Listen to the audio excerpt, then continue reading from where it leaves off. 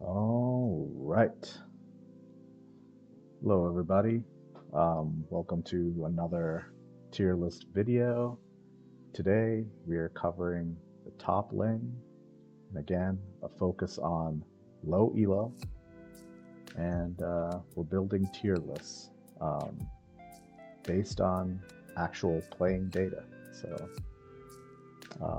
no opinions here, just whatever the numbers show. So just a little bit of background information. All the data that is being used here is compiled from op.gg. This is for patch 25.S1.3, and the win rates are from all of the regions, and they're from a compilation of, as you can see, the numbers, a whole bunch of games in that. My thoughts in making this kind of video is mainly just to try to balance the tier list videos from what champions are theoretically OP back to the actual numbers of how they're actually performing, especially in these low elos. I think a lot of times pros and former coaches and stuff make videos that are more catered to the theoretical and based on items and nerfs and buffs and things like that. But in the end, low elo is quite different than probably what they're seeing and what they're used to playing with. So this will give us a different perspective, and more information's typically valuable. So let's jump right into it. So here's kind of how I sorted all the data.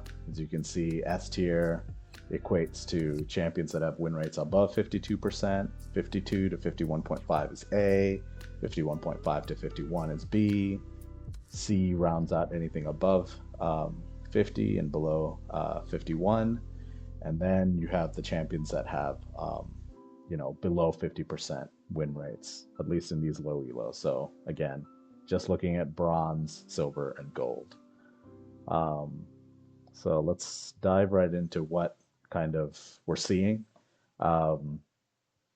Yorick, Warwick, Set, Heimerdinger, Urgot, and Kale are the ones that are performing the best. I think a lot of these would be kind of lane bullies, especially like Warwick, Urgot, Set, and to some extent Kale, at least later in the game, and honestly Heimerdinger too. He's just like controls that top lane, and really isn't too affected by ganks and things like that. So that's one thing to keep in mind. Also, overall, it just looks like pretty champions that are pretty easy to play, not extremely mechanically heavy, and that's something you see in the lower half of the table. So if you look at things like Camille, Jax, Fiora, Yasuo, Yone, Gragas, Gangplank, I'd say Jace, all these more, difficult to play characters are down there, and for good reason. I mean, this is low elo, so obviously mechanics aren't going to be up to par to actually fully perform the way these champions might in higher elos. Other than that, I just wanted to point out a few things. So Teemo does have a pretty high win rate, but I do want to inform you guys that as moving from bronze, silver to gold has the lowest win rate of the three. So I imagine that trend would continue on.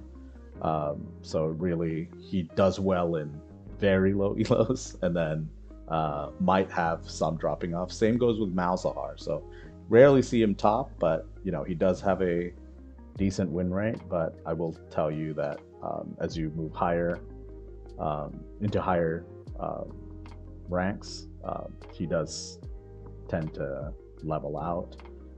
Some champions that I want to point out doing better closer to the gold is Cho'Gath, Olaf, Kled, and Darius. So these are champs that are kind of struggling in the bronze and silver, but as you move closer to gold and possibly above, they tend to perform a little better. Other than that, some of the surprises, at least for me, are that, Volibear is kind of at that 50% win rate. I figured he'd probably be higher. Same goes with Scion. Yeah. Other than that, nothing too surprising. I guess I'd say I'm a little surprised that Irelia is as high as she is, mainly because she is quite difficult to play. But yeah, maybe that's just she's buffed enough that she's able to be up there.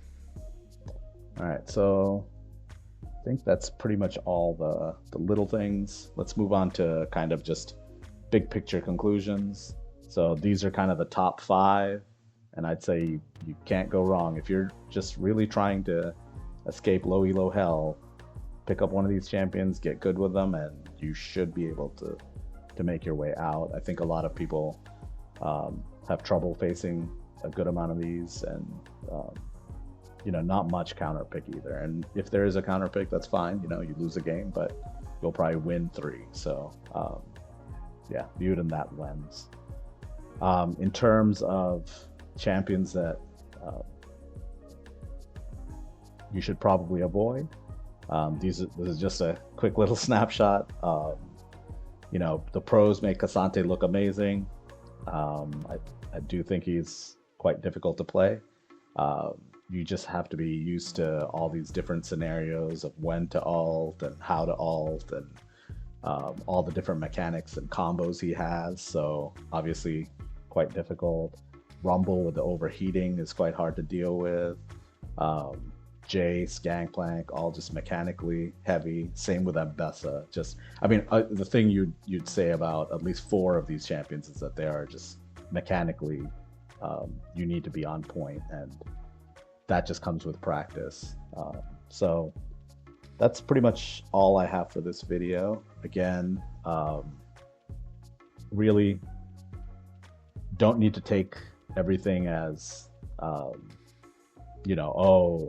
can't play this one champion because it's low on the tier list. All I'm presenting really is just the win rate data. So if you do want potentially an easier way to climb out, try some of these S tier, A tier, maybe even B tier champions, and get your way out. But if you do want to get good with some of those mechanically heavy champions, go for it. Just know that the climb will likely be a little difficult. You just need to put in the time, and you'll likely be able to get to the levels you desire. So all right, that's it for now. Keep your eye out for mid lane and probably jungle coming out soon. So thanks guys, take it easy.